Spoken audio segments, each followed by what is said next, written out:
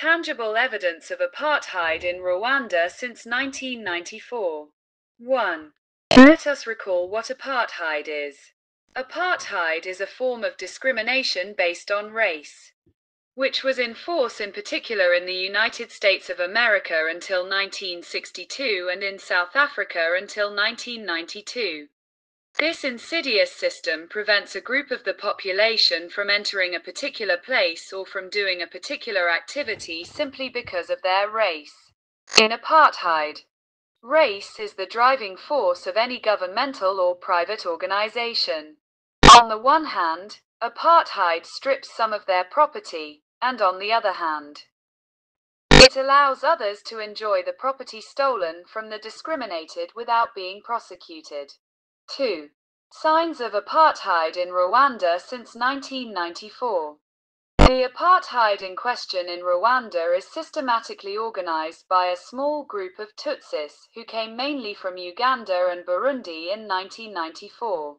This apartheid consists of the political, social, economic, cultural, religious management of the country by excluding the rest of the population in order to benefit alone from the goods and advantages of the country that they share first and foremost with the Western elite that put them in power. The first victims of this atrocious apartheid are the Hutus, who have lost almost everything so much so that they are forbidden in the country to recognize or honor their Hutu ethnicity. Declaring oneself Hutu is considered a serious crime by Tutsi apartheid. This Tutsi apartheid is a system that unfairly puts all Hutus in the same bag of criminals. Whether they are babies or old people, it qualifies them as genocidaires. This system of Tutsi apartheid excludes all Hutus from the presumption of innocence, and condemns them all as one man to live under the yoke of a genocide that most know about by hearsay. In the apartheid organized by a group of Tutsis in Rwanda and supported by the Western elite, race plays a role since the whites are the first beneficiaries of the system. But above all, this apartheid revolves around ethnicity. It visibly favors the Tutsis in general and harms and excludes the Hutus in general. We will present the tangible evidence of this apartheid in various and important sectors of the country's life. 2.1. The role of whites in the country since 1994. Rwanda has been placed in the hands of whites in an exaggerated manner. In fact, Rwanda is the first country in the world to actively fight for whites to obtain citizenship without any obstacle. Thus, the number one to receive the best of Rwanda or to benefit from the economic and political advantages has been a white man since 1994. The most honored citizen in Rwanda is the white, as it was the case in South Africa before 1994. This is in fact an apartheid. Apartheid led by a group of Tutsis who call on whites to inherit the lands of the Hutus after having killed them or expelled them from their lands without compensation. This apartheid system also expels and strips of their property some Tutsis who did not adhere to its infamous policy of extermination of the Hutus, and who refused to be supporters of their ostracism, orchestrated by the Western elite. 2.2. Government. From 2000 to 2034, the President of the Republic must be a Tutsi. The name of one of them has been enthroned and exalted since 2000, Paul Kagame. Therefore, no Hutu should even dream that he can be the President of Rwanda. The reason why Kagame was chosen is that he is a Tutsi who came from outside. No Hutu should receive presidential honors in the White House of Rwanda called Urugwiro. This palace now belongs to the Tutsis. This is apartheid. So this Tutsi president will appoint the ministers he wants. To deceive the world, he includes Hutus who are indoctrinated, flatterers, and who especially agree to be traitors against his own ethnic group. They are the vassals of the Tutsi government. They have nothing to say or decide. It is only a way to show the world that the government belongs to the unity of Rwandans. Pure lie. It is the government of the unity of Tutsis who came from abroad. But because they need to drink alcohol without lifting the pitchers, they include Hutus carrying pitchers to drink elegantly without being forced to bend down. 2.3. National Assembly.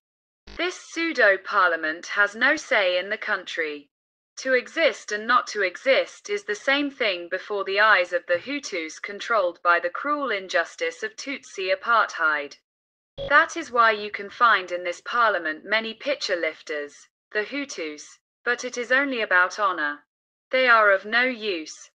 These people must be held responsible for the crimes committed.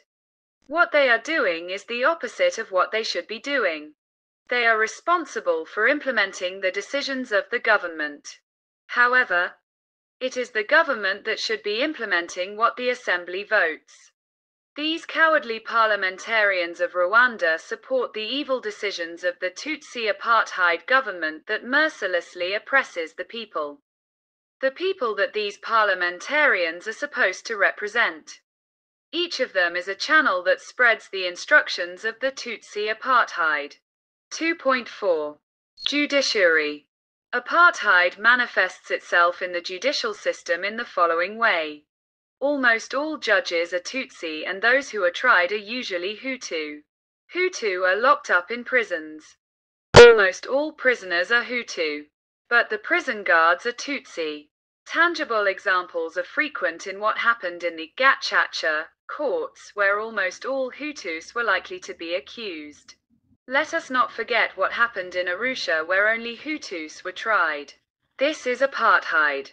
The judicial system in Rwanda is a curse against the Hutus. Can a Hutu lawyer, jurist, plead for a client in a serious case in Rwanda and win the case? If there is one, he will have agreed to work under the Tutsi apartheid regime by lifting the jugs. 2.5.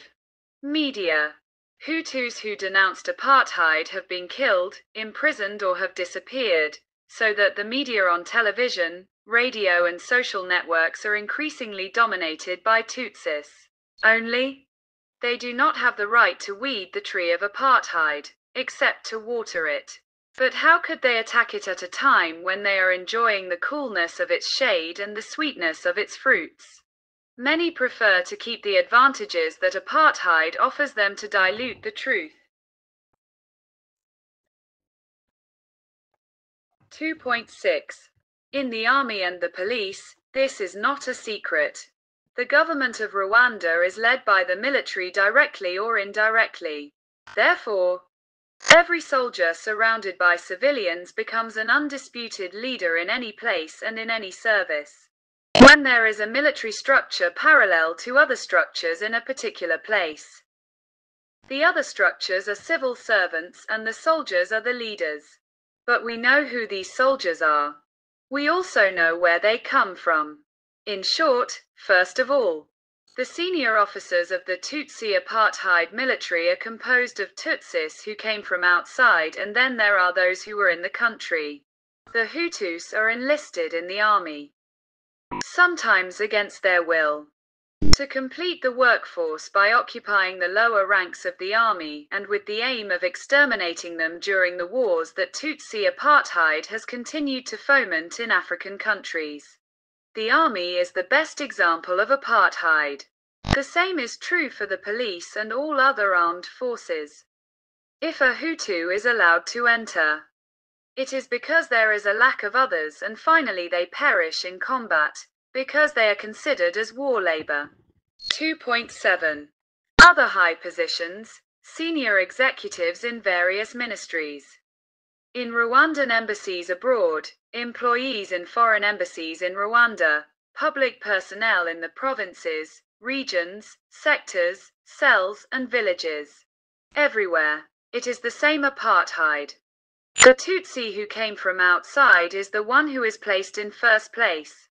Then, the rest is given to the Tutsi who were in Rwanda before 1994. And if there are crumbs that fall from the boss's table, they are given to the Hutu who accept this humiliation. In fact, each Hutu who joins Tutsi apartheid changes his character completely. The skin is Hutu, but inside his personality, he behaves like a Tutsi who came from Uganda. All the more so since all of them first undergo brainwashing in prisons or long-term propaganda camps that they undergo before exercising any responsibility. They also make a right and a vow of absolute loyalty to the evil principles of the RPF in Katanyi. 2.8. Banks and all institutions that deal with money. Here too, it is sad to see the practices implemented by Tutsi apartheid. Before 1994, there were motor vehicles that returned every evening to the rural areas after financial work in the cities. Before 1994, many farmers owned motor vehicles. All that ended. Most of these rich people were killed, others were imprisoned, and others were deprived of their land and property. And all that ended because of Tutsi apartheid. A Hutu who tries to survive economically is the one who agrees to conduct his business in the interest of this band of Tutsis. Banks belong to Tutsis. Banking officials are Tutsis. When a crumb falls under the table, it is given to the Hutu who agrees to wash the plates of this apartheid. 2.9. Medicine. Is there a Hutu who has his own medical practice in Rwanda? If so, then he has agreed to be an instrument of apartheid. On the other hand, clinics, medical practices, pharmacies and hospitals are all controlled by the Tutsis. The Tutsis are also specialist doctors because they are the ones who have the opportunity to go abroad to obtain specialist diplomas. In all this, if there is a crumb that falls from the table, it is given to a Hutu who agrees to be the lifter of their beer pots. 2.10. Schools, education. This is an incredible scandal, because it is about the education of innocent children who are excluded by the apartheid system. Indeed, there are schools where Hutus do not set foot. There are other schools of lower category for Hutus.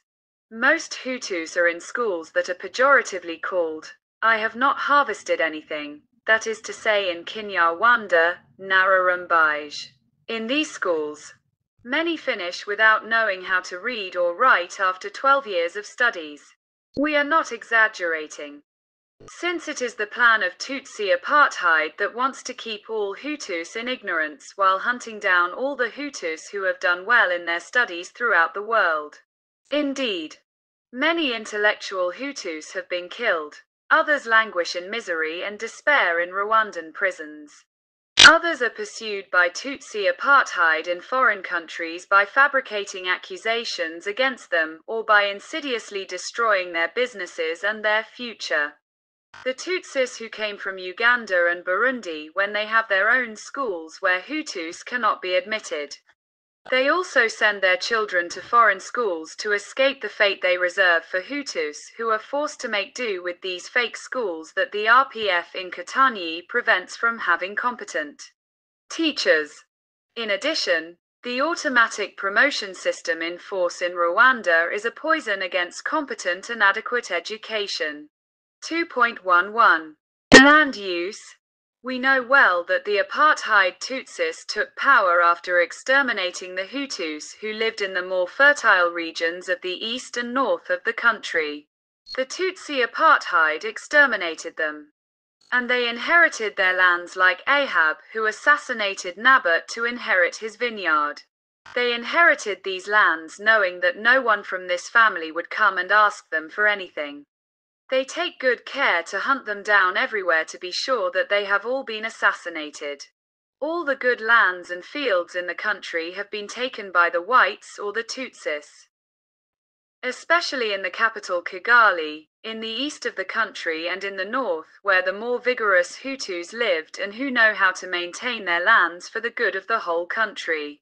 So, in the country, there is hunger because the fertile fields have become pastures where they are used for other purposes. There are areas where Tutsis live alone after the Hutus were chased away or imprisoned or killed. There are also areas where houses were built for Tutsis only. 2.12. Occupation, employment. It is known that agriculture was practiced by Hutus in large numbers. Now, this profession has been destroyed by Tutsi apartheid with the intention of causing trouble against the Hutus in the country. This Tutsi apartheid that despises and destroys this profession forgets that the whole world needs it. No potatoes are made in factories. However, because it was the Hutus who did it in large numbers. Tutsi apartheid did everything to devalue it so that those who practiced it would lack food, suffer and die.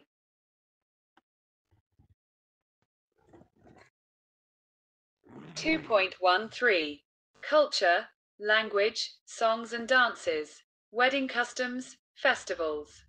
The Tutsi of apartheid brought and imposed their own way of singing and dancing and gradually destroyed other customs that were practiced in the regions of Rwanda.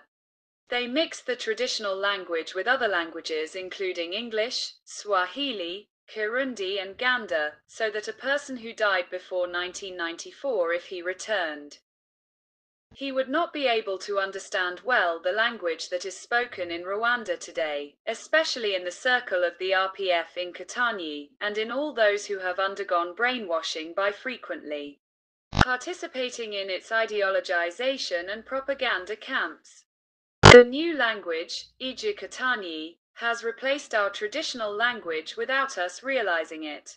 The RPF knows very well that language is the first element of culture and civilization. By forcing people to leave their linguistic tradition to enter theirs, they will change the rest of their lives. According to his plan. It is also in this sense that he chased the French out of the country, and he abruptly imposed English without having prepared minds.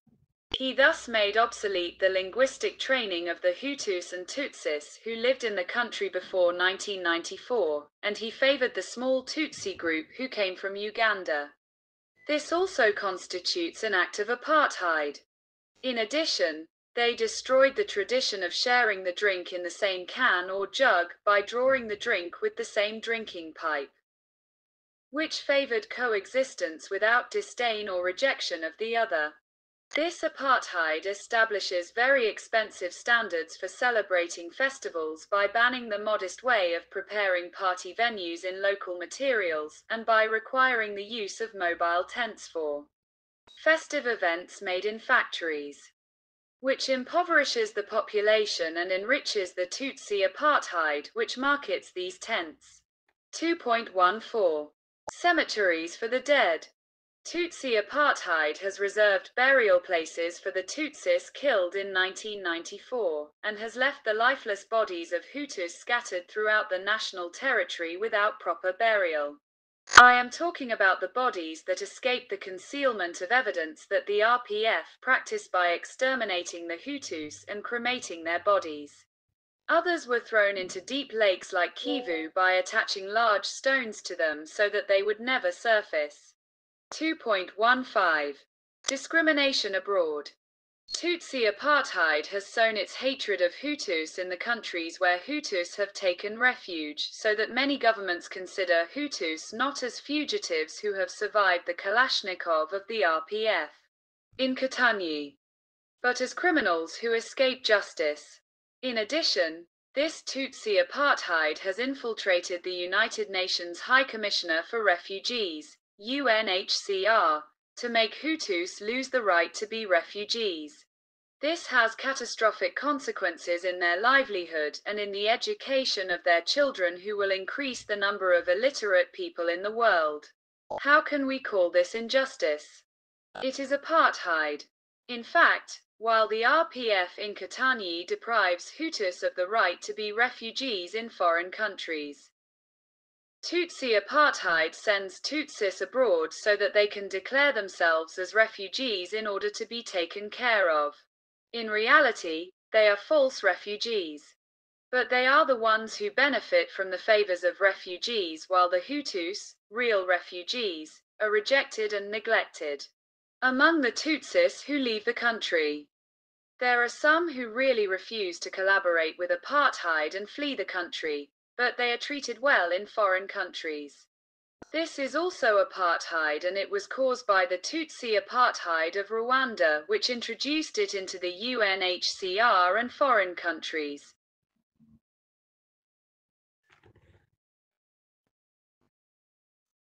(2.16) Trade, industry, tourism, transport of goods and people. All this is in the hands of Tutsi apartheid. This is air, sea and land transport. One of the worst things they did to the people was the destruction of the National Public Transport Agency, ONATRACOM. In Rwanda before 1994, we know the importance of buses for the poor. Driven by professional drivers who crisscross the country every day to serve the people at known times and at very low prices. Seeing these buses on the communal roads far from the capital and other cities showed that the authorities cared about its humble people. Tutsi apartheid, because it does not care about the poor or the humble, eliminated this cheap means of transport so that its human trafficking would not be affected. The boat called Vedette, used in Kivu to connect Gisenyi to Cyangugu via Nyamirundi. Where is it now? Tutsi apartheid has ruined everything and put everything in its hands. The Hutus who trade never benefit properly. Tutsi apartheid considers them as its vassals and takes their money when and how it wants under threats of death, kidnapping or imprisonment. We are not unaware of how motorcycle taxi drivers are ransomed. As for hotels and industries, a Hutu who wants to enter ends up being extorted by working as a harvester who hands over the fruits of the harvest to the owner FPR in Katanyi each season. 2.17 Religions. It is a shame when we see in Rwanda a religion composed only of Tutsis and without any Hutus in their prayer meeting. In addition to these types of religions that were established for Tutsi apartheid, Hutus who are in other religions cannot exercise eminent responsibility. This is reserved in the first place for Tutsis, in the Catholic Church and in all other religions. The Hutus who are at the head of these religions are obliged to be the baskets that this apartheid uses in the sweeping. 2.18 The issuance of official documents. In the issuance of identity documents or other official documents, there is an ethnic segregation that is scandalous. Outrageous discrimination is practiced in the issuance of identity cards, passports, crossing borders, and other documents. Those who do not accept that Tutsi apartheid tramples them underfoot do not receive these documents. Even when they receive them, they are not allowed to leave the country easily.